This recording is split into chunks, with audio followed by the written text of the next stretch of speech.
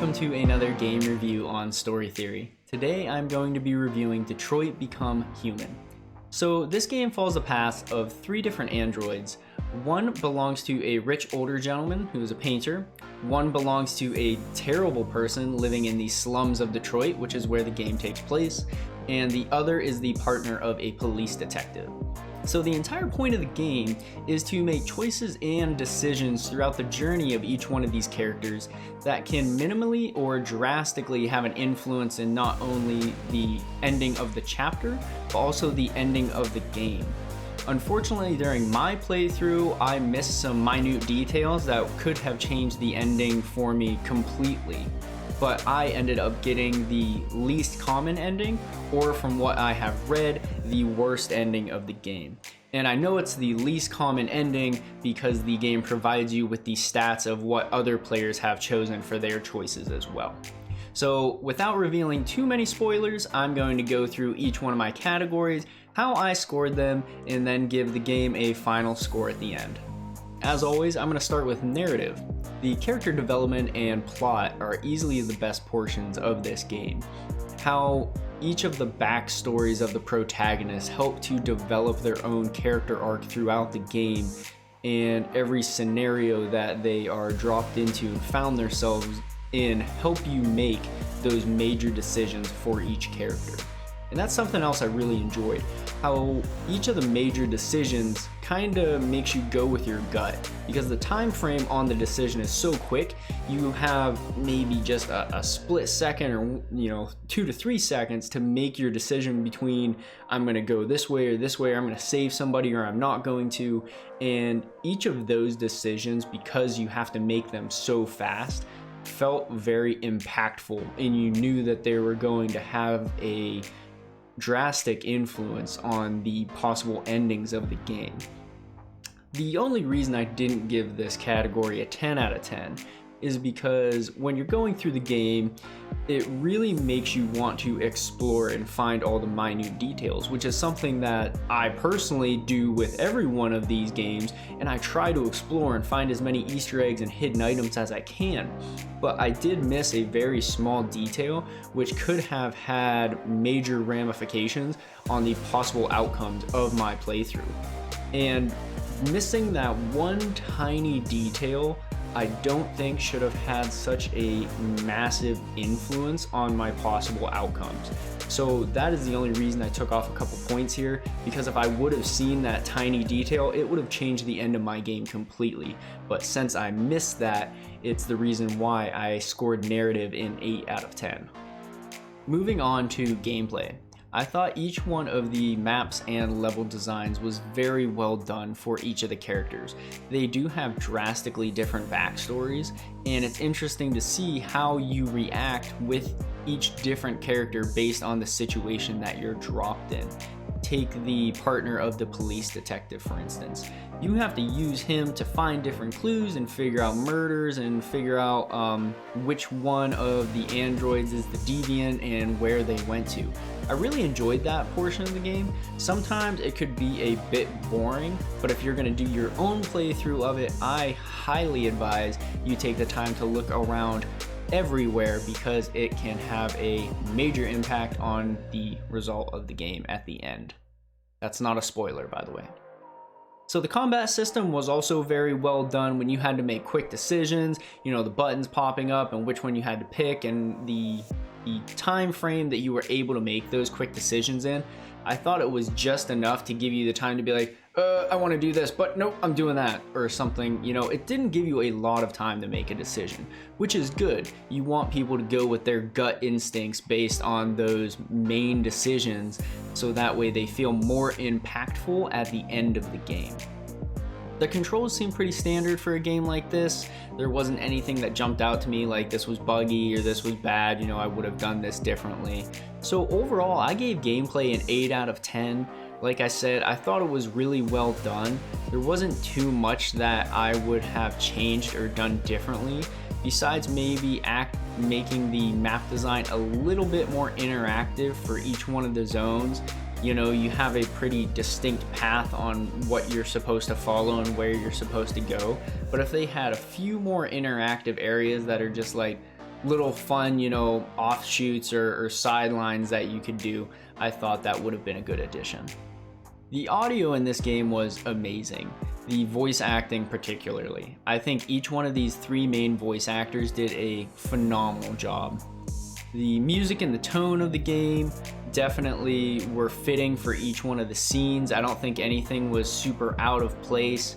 The music gave each one of these characters their own vibe and their own kind of persona, so that way when you started the chapter with the game, it kind of puts you back into that specific android's shoes. You're jumping around from the police detective to Marcus to Kara, and putting the tone and overall music of each one of those characters to be very specific helps you get back into their shoes and continue their story from where you left off maybe 2 chapters ago. I gave audio an 8 out of 10 here. I think some of the sound effects could have been a little bit better, and some of the voice acting for some of the side characters could have been a little bit more I don't want to say believable, but just some of their lines sounded a little bit forced.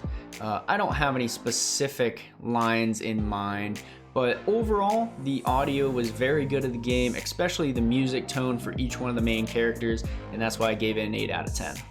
The value is where this game takes a hit from me. $60 seems pretty high of a game that has a bit of a lower replayability.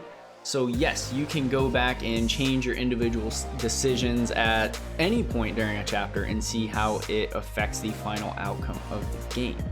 But doing that, I don't think made me personally want to replay it. I would just like to see what all the different possible endings are, which there are a ton of them. But I'm not going to go back through and replay the game 80 times to get every single different ending, especially because if I make a change way back in chapter 2 and it leads to one of the endings I've already seen before, say I played the game 10 times through, I got 10 different endings, at some point you're going to continually get the same ending. So that's where it takes a bit of a hit for me. Could you replay it a couple times? Sure, but after the second or the third time, I'm going to get a little bored of it. And unfortunately, transitioning into technical here, I did get a bug where my game file was corrupted after my first playthrough, so I could not go back and just change some small decisions that I made. I would have to continually play through the entire game again from start to finish to hopefully get a different outcome, which I would have on my second time through. But after the third time, the fourth time, you will probably start getting the same ending, because you're not going to make different decisions just because you can. You're going to make some of the same decisions in your playthrough because they are decisions that you think are right, or they're decisions that you go with your gut instinct on. Would you make those decisions differently on, say, the 10th or 11th playthrough? Sure, just because you want to see what the different ending is. So I gave value a 2 out of 10 here just because of that replayability factor, and then I gave technical a 6 out of 10. I don't really remember any bugs during the actual playthrough of the game.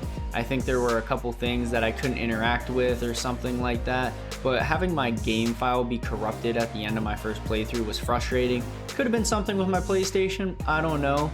And the game did crash about 1 or 2 times on me through my playthrough. So technical is at a 6 out of 10 for me. The graphics of this game are very good.